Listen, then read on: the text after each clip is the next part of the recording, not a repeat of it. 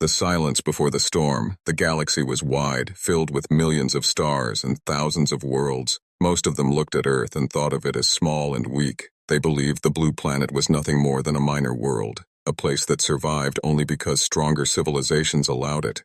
Aliens laughed at the thought that humans could ever stand against them. For years, the Galaxy Council ignored Earth's words. Whenever human ambassadors spoke, their voices were drowned by louder alien powers. Earth was patient. Earth was quiet. But deep inside, humanity remembered every insult, every humiliation, every broken treaty, in secret halls under the oceans and in hidden bases on the moon. Humans worked in silence. They built ships that no one else had seen. They trained soldiers with strength that no one else could match. They planned for a future when patience would no longer be enough, but the galaxy never noticed. Aliens only saw Earth's kindness. They saw Earth sending medical ships, food convoys, and engineers to help other worlds. Aliens thought humans were soft because they always helped others. They thought humans were weak because they refused to start wars. Then came the whispers, reports of alien fleets gathering near Earth's borders. Small colonies in human space went dark. Traders spoke of strange signals. Still, Earth stayed calm. Human leaders sat in silence, their faces hard, their eyes sharp. They knew what was coming. The council gathered once again. Alien voices filled the chamber. Proud leaders spoke with arrogance. Earth will bend. Earth will give up. Humans have no power to resist, they said. Others laughed. Their ships are slow, their weapons old, their spirit fragile. But while aliens celebrated, a signal moved through space. It was quiet at first, like a whisper carried by the stars. It was a message from Earth. A voice, calm yet heavy with warning. This is our final message. This is your last chance. Leave now. Stop this war before it begins. You chose this path, but you still have a chance to turn back. The words reached every fleet, every council world, every commander. For a brief moment, silence spread across the galaxy. Some alien officers frowned, some laughed louder. Humans think they can frighten us with words, they said. Still, the message felt different. There was no anger, no begging, only a cold truth, a weight that settled in the heart of every listener. Humans spoke with a tone that carried centuries of patience and centuries of restraint. On Earth, people moved with quiet determination. Families were told to stay calm. Cities prepared shelters. Soldiers lined up in bases deep underground. Generals watched the skies with sharp eyes, and the oceans stirred as if they too were waiting. Old stories returned. Stories of human endurance, of survival against impossible odds. No other species had walked through so much fire and still stood tall. No other people had faced extinction so many times and still thrived. Humans were survivors, and survivors are dangerous. In space, alien fleets grew restless. Commanders argued among themselves. Humans are only playing games. They want to scare us, nothing more. But their crews felt unease. Many had heard tales of human battles in the past. Battles where outnumbered humans still won. Battles where humans refused to die quietly. As the message spread, deep under Earth's oceans, something massive moved. Giant machines slept in silence, their black hulls waiting for the signal to rise. They were dreadnoughts, ships that carried the last word of Earth, ships that no alien had ever seen. But for now they slept, waiting, listening, just like the people of Earth, back in the council chamber. The alien rulers voted, they raised their voices against the warning. Earth threatens us, Earth challenges us, this insult cannot stand. Their pride was louder than their fear, and pride is a dangerous guide. Humans watched quietly. They said nothing more. They gave no second warning. They had spoken once, and that was enough.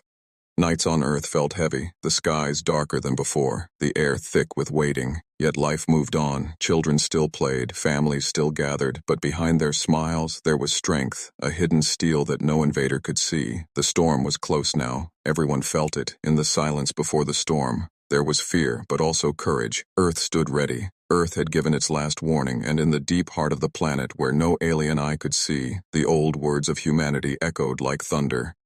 We wanted peace, but if war comes, it will be your choice, and you will suffer the price. The silence stretched, waiting for the first strike, waiting for the galaxy to decide. Would they listen to the warning, or would they force Earth to answer with fire? The storm had not yet begun, but its shadow was already falling, and the galaxy trembled, even if it did not know why. The warning ignored. The message of Earth echoed across the stars, but the galaxy refused to listen. Alien rulers mocked it, alien soldiers laughed at it. To them, it was nothing more than noise. A commander of a mighty fleet leaned back in his chair, his voice dripping with arrogance. Humans are children playing with fire. We will crush them before their words reach our borders. Council chambers filled with prideful voices. Leaders spoke of conquest and victory. They saw Earth as an easy target, a small world with no history of empire. They could not see the storm waiting behind the silence. Meanwhile, in the depths of space, fleets gathered like clouds before thunder. Ships as large as cities moved toward human colonies. They carried weapons designed to burn worlds, their lights shining like false stars on human outposts. Traders vanished. Small settlements fell quiet. Distress signals blinked once and then went dark.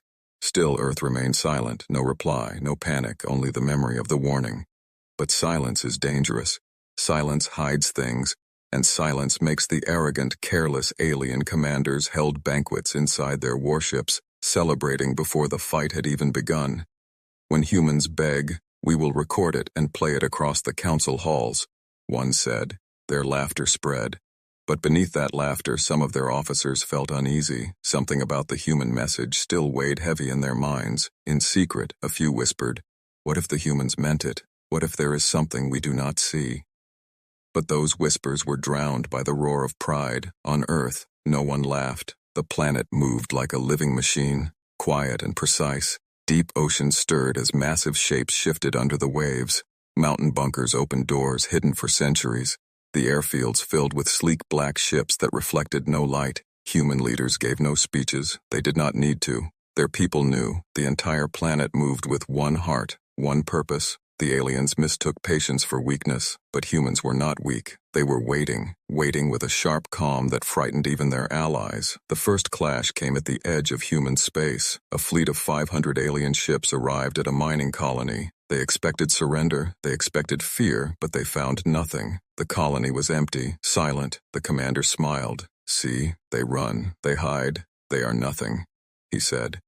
But when his fleet entered orbit, his sensors lit up. Shadows moved from the darkness. Human ships, small but fast, rose from hidden craters. The battle was quick and merciless. Alien shields cracked under strange weapons. Weapons that bent light and space. Weapons they had never seen.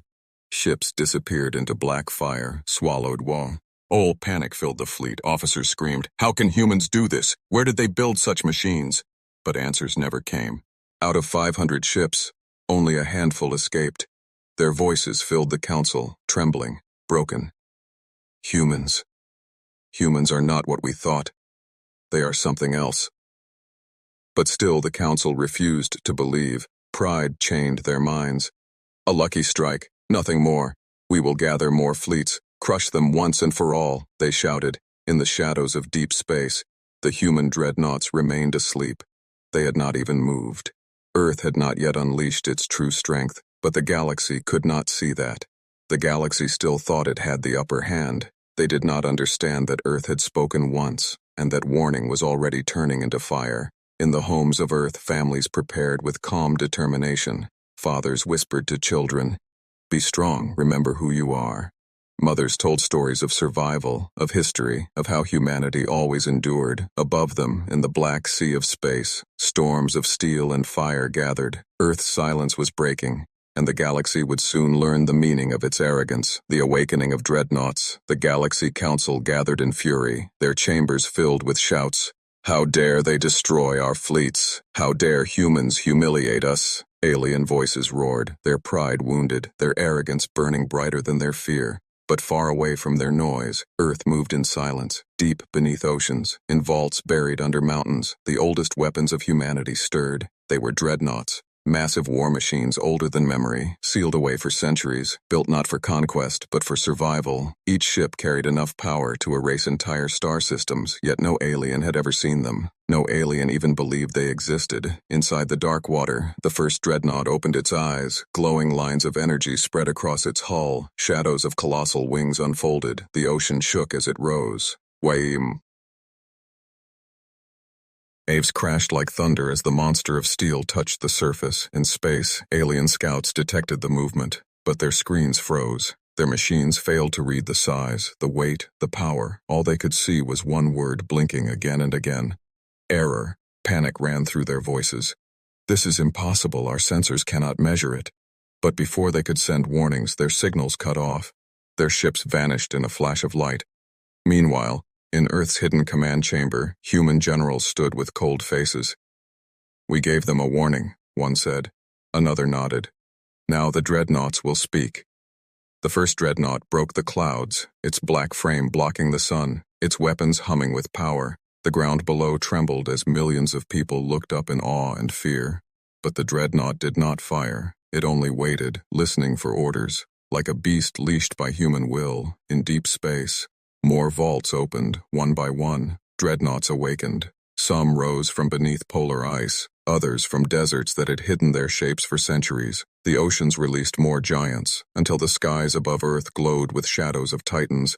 The Galaxy Council received broken reports, fragments of horror. The humans. They had this all along. We cannot fight this. But pride is blind, and arrogance deaf. They are bluffing. No machine is unstoppable. The leaders shouted, yet even their voices shook. Alien fleets launched their counterstrike.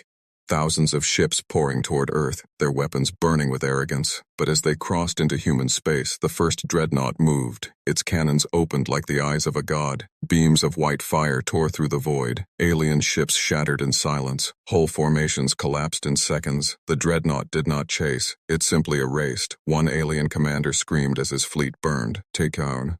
His is not war. This is slaughter. Human soldiers aboard the dreadnoughts remained calm, their voices steady. We warned them. They chose this. Now they see the price.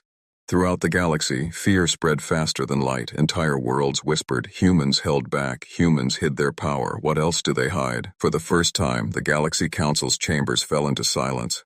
The same silence that had lived on Earth for centuries. And in that silence, terror grew. The dreadnoughts were awake. The storm was here. And the galaxy would never forget the sound of Earth's patience breaking. The galaxy trembles. The dreadnoughts had awakened. Their black shadows filled the skies of Earth and the void of space. Every alien eye turned toward them. Every heart across the galaxy trembled. Council leaders sat frozen in their thrones. The same mouths that once mocked humanity were now silent. Even their arrogance had begun to crack. But still, pride whispered, "We are many. They are few. We must strike again." So the galaxy gathered more fleets, armadas larger than anything ever seen, thousands of ships, carrying the weapons of countless worlds. They marched toward Earth like an endless tide on human screens, the sky filled with red dots, signals of incoming enemies. Human generals watched calmly, their faces pale but steady. "They still do not understand," one whispered.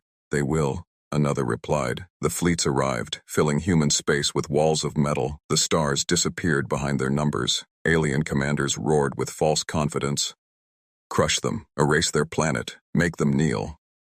But when the first alien shot burned through space, the dreadnoughts answered. From the lead ship, beams of white energy sliced through hundreds of vessels in seconds.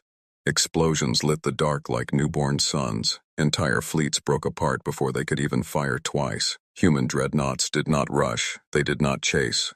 They moved like giants among insects, every strike precise, every motion terrifying. Alien crews screamed as the Air shields shattered, their weapons melted, their hulls tore apart without resistance. It was not a battle, it was a lesson. On council worlds, civilians watched in horror as broadcasts leaked. They saw human ships bending space, warping light, vanishing and reappearing with thunder. One alien child whispered to her mother, "Are they gods?" The mother shook, unable to answer. Some fleets tried to retreat, but the dreadnoughts stretched their shadows across escape routes, locking them in. No matter how fast they ran, destruction followed. Alien leaders screamed at each other. "You said humans were weak. You said they would kneel." But no one had answers now. Meanwhile, on Earth, people stood on rooftops, on fields, on beaches, watching the skies glow. They could see faint flashes of war above, and though fear lived in their hearts, pride rose higher. They whispered together, "We warned them, and now they know." Human soldiers inside the dreadnoughts fought with quiet focus. No laughter, no joy, only duty. Every strike they made carried the weight of their final message. As fleets burned, alien voices cried across the stars, "Humans, stop. We yield. We cannot fight this." But the dreadnoughts did not stop. Not yet. They moved forward until the galaxy finally broke. The Council itself sent desperate transmissions, voices shaking. Humans, we misunderstood. We misjudged. Please, there must be peace. But Earth remained silent. Dreadnoughts pressed on, until fear consumed every Council world, until the galaxy trembled like a child in the dark. For the first time in history, the galaxy knew what it meant to face a death world species, what it meant to provoke the patience of humanity. And still, in the deep silence of command chambers on Earth, the generals waited for one voice, the voice that would decide if mercy would come, or if the galaxy would be erased. Dreadnought stood ready, the galaxy on its knees, trembling, praying, waiting. The final message: the galaxy burned, fleets shattered, pride broken, worlds trembling. Dreadnoughts floated like black mountains in the void, silent, patient, waiting. The Council chamber was no longer filled with arrogance, it was filled with fear. Leaders who once laughed at humanity now begged, their voices desperate. Humans, please stop this. We were wrong. But Earth did not reply. The silence was heavier than any weapon. The dreadnoughts surrounded Council space, their cannons glowing like suns waiting to rise. In command chambers on Earth, generals stood without expression. Every soldier knew the weight of this moment. Humanity had fought, humanity had survived. And now the galaxy was on its knees. The final order came. Not in anger, not in joy, but in calm words spoken from the highest human voice. Enough, let them live, but let them never forget. The dreadnoughts shifted, their weapons powered down. The galaxy waited for fire, but instead there was only silence. Then a transmission spread across every world, a message written into the stars themselves, Earth's final voice. We did not want this war. We did not ask for this fight. You chose it, and you suffered the price. We warned you once. You ignored it. There will never be a second warning. Remember this forever. The words echoed in every language, every mind. No translation was needed. The tone alone carried the truth. Alien worlds wept in relief. Survivors of broken fleets returned home, their eyes hollow, their spirits crushed. They spoke of black ships that erased suns, of human soldiers who fought without hate, without mercy, only with purpose. Children grew up whispering the story of Earth, the planet that had been mocked, the planet that had been ignored, the planet that broke the galaxy's pride. Some worlds swore never to cross humans again, others built temples where the final sage was carved into stone. There will never be a second warning. But deep inside, fear never faded. Fear that one day humanity might rise again, not in defense, but in judgment, on Earth. Life returned to normal. Children played under the same sky, families rebuilt homes, farmers tilled the soil. Yet in the oceans, in the mountains, in the hidden vaults, the dreadnoughts rested once more, watching, waiting. Earth had spoken. Earth had shown its strength, and now the galaxy understood. Humanity was not weak, humanity was not soft, humanity was the storm behind the silence, and that storm would never need to speak twice. The galaxy would remember forever.